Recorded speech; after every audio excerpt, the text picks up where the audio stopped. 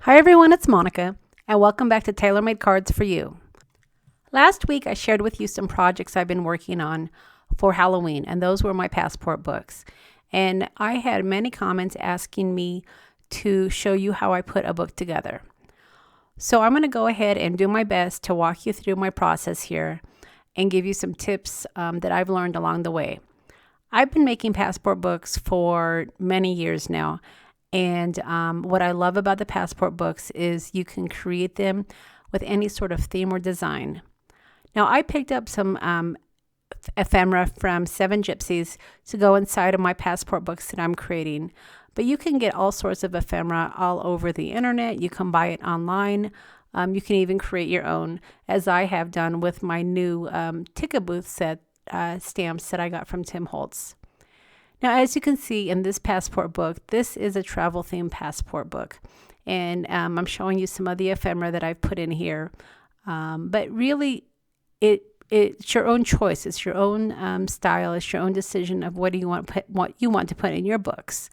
I'm just going to go ahead and share with you what I do.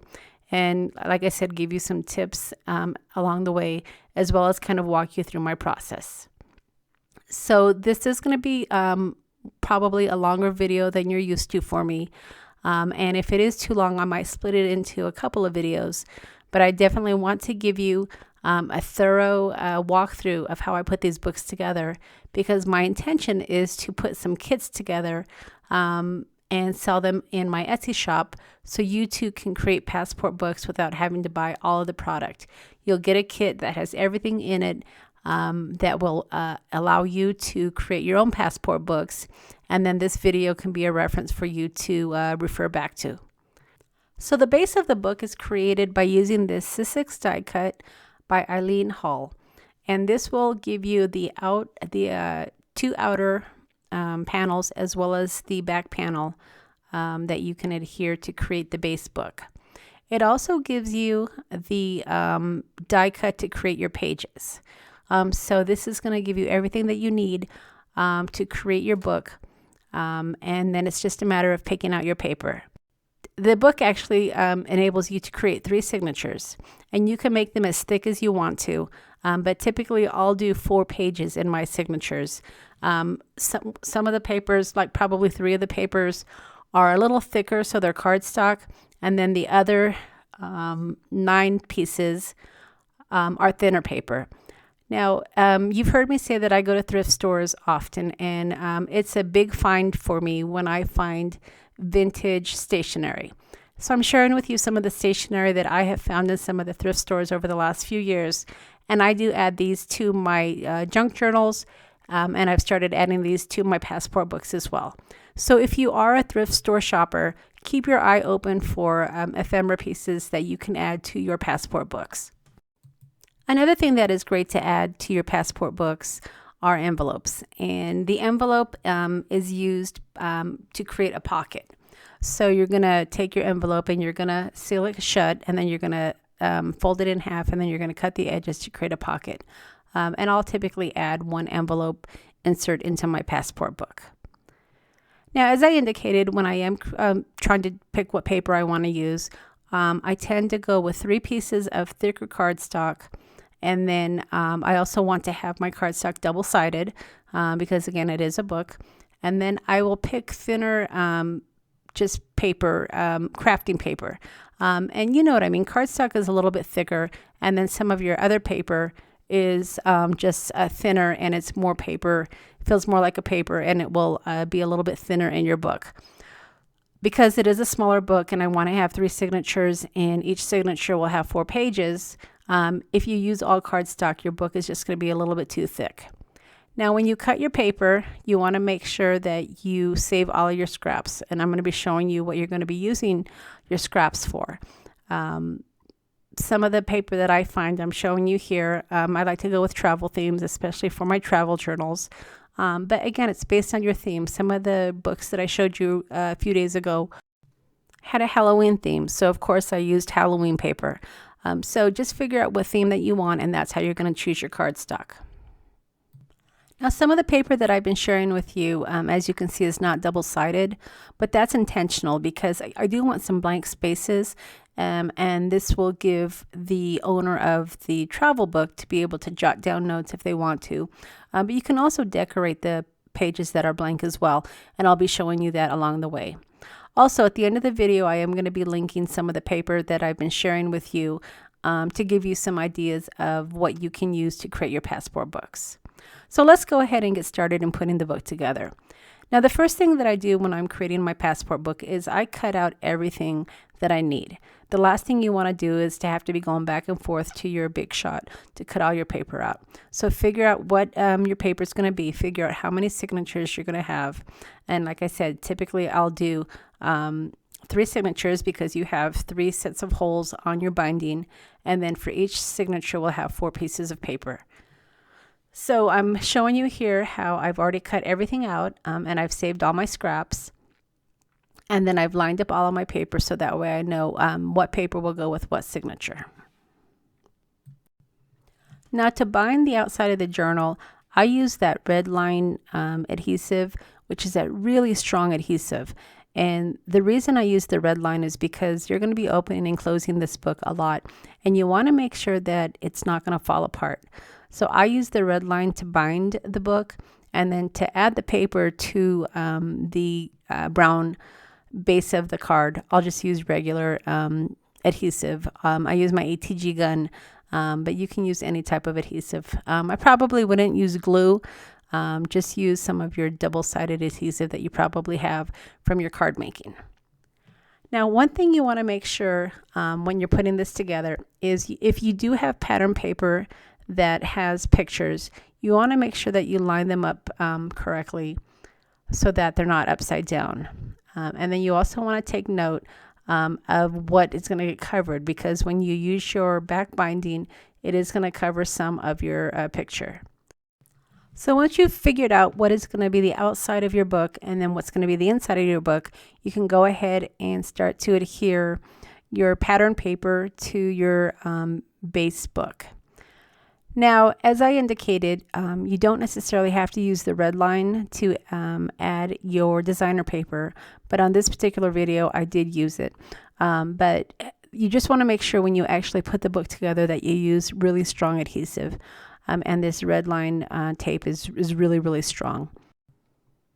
Now, when I use this tape, I'll usually add it to my base or whatever I'm trying to adhere, and I'll add all 4 sides. And then I'll use my X-Acto knife, and this one, it's my pen blade, to pull up the tape. Again, this is double-sided, but it's really, really tight, so it's real difficult to get the top portion off. And if you use some sort of a blade or even the edge of your scissors, it really does help to pull the top part off. And I find my pen blade works really well when I want to do this. So I did go ahead and speed up the video through this part because all I'm doing is I'm adding my designer paper to the base of my book. The most important thing on this step is to pay attention to the direction of your designer paper. So when you are adding your paper, you want to make sure that it's all going in the right direction. And the place that you probably would mess up the most, and I did, so I'm going to admit it before we actually get to that part of the video, is when you turn over and you do the inside. Because if you don't have your base go in the right direction, then you can easily put your paper upside down. But I'm going to show you how you can fix that as well. So now that I've turned over the paper, you can see I am working on the inside of my card, or my book, I should say. And I didn't pay attention to the direction of the piece I'm doing right now because that corkscrew ends up being upside down. So I'm kind of glad that I made that mistake because I want to show you the importance of this part of putting the book together. On the other part, of course, you're going to be able to put your signatures going the right direction. But once this is adhered, there's no taking it off, especially if you're using that red line tape, because it is strong and it is not going to come up. But you're going to see here in just a minute when I turn it over, I'm a big uh-oh because I've put my paper upside down.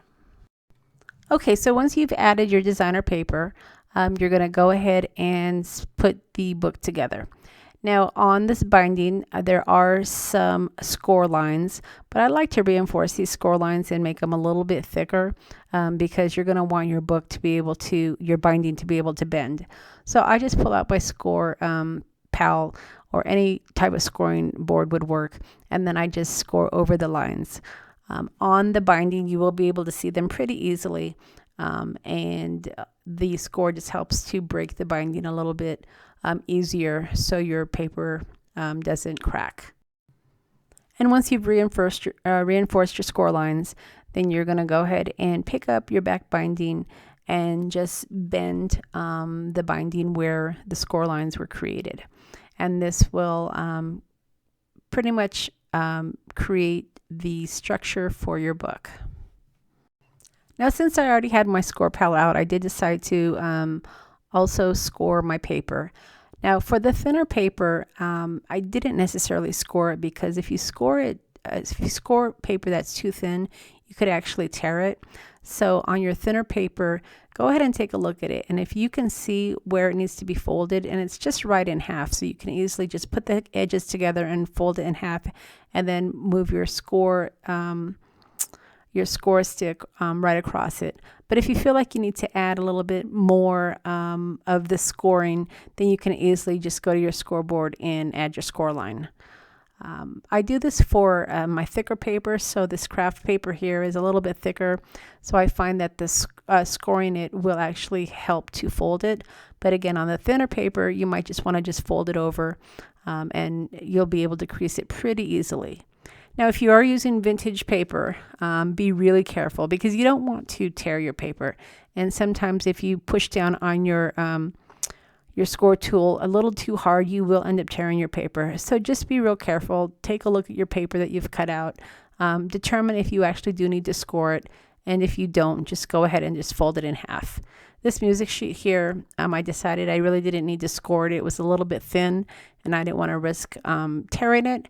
So I went ahead and just put it aside, and I'll just end up folding it. So once you have all of your paper cut out and you are ready to begin, you want to start by putting together your the outside of your book. Now for this part, this is where I recommend using this really strong red line tape. And in my kits, I will make sure that the binding has this for you.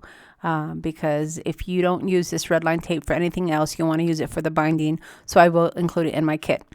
And you're just going to simply add it to the outer edges. In your case, you're going to just peel it off if you purchase one of the kits. And then you're going to adhere it to your front and your back. Now you want to make sure that you've figured out what size or what side you want to have on the outside and what side you want to have on the inside. And then that's how you're going to determine where to add your adhesive binding. Now, I know I've said this before, but I'm going to say it again. This adhesive is really strong. So once you add your front panel or your back panel and it's stuck to the tape, it's stuck. So make sure that you are really careful when you are adding your panel. You want to make sure it's lined up straight because there is no pulling it off. If you do end up pulling it off, you're going to tear your paper and you're going to ruin your front or your back panel. So be really careful. This is probably the part where I take the most care in lining up because, again, this is your outside of your book and you want to make sure that it's lined up and that everything is going to close nice and straight. All right, so when I went to add my panel, my second panel, and this is the one on the left, it's the map. This is where I figured that I had put the inside of my book upside down. But I went ahead and figured which side I wanted to have going the right direction. And I decided to have that corkscrew that you're going to see in a moment on the inside. And I figured I would just go ahead and correct it by adding something over it. So even if you do make a mistake, it's easily fixed. You can always cover it or do something creative to fix your mistakes. That's the nice thing about creating is mistakes are opportunities for embellishments. So don't fret if you do end up putting your paper upside down. We all do it, the best of us. And this is where I'm figuring out that I put my paper upside down. So I'm trying to figure out which side I want to use for the outside and which side I want to do for the inside. And then I will show you in just a moment how I made that correction. Okay, so depending on the design on your paper where it may be upside down, there's a couple things you can do. If the mistake, if you had a image where it's at the bottom, you could easily put a pocket. You could always just put a note card to cover the whole piece. But because my image actually was from top to bottom, I did find just a piece of ephemera to lay over it. That way you wouldn't see that the corkscrew was upside down. And then I decided to add a little tuck on the corner so that way the ephemera didn't look out of place.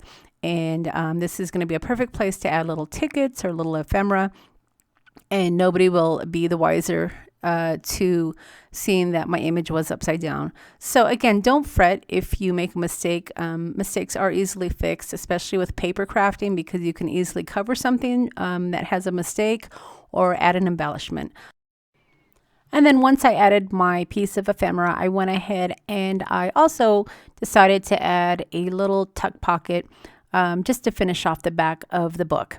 Now, these tuck pockets are something that you're going to see throughout the pages, and they're really cute. They're small little tucks where you can add tickets or just little pieces of ephemera. And again, when I am creating pockets, I tend to like to use the red line tape just to make sure it's extra secure. So we're just about finished with part 1 of my passport video tutorial. The part 1 was, of course, just putting the binding together, and I gave you some tips on what type of paper you can use for your passport books. On the next video, which will be tomorrow, I am going to go ahead and start putting the book together, all of the pages with all of the little tucks and pockets, and give you some ideas for creating your own passport book.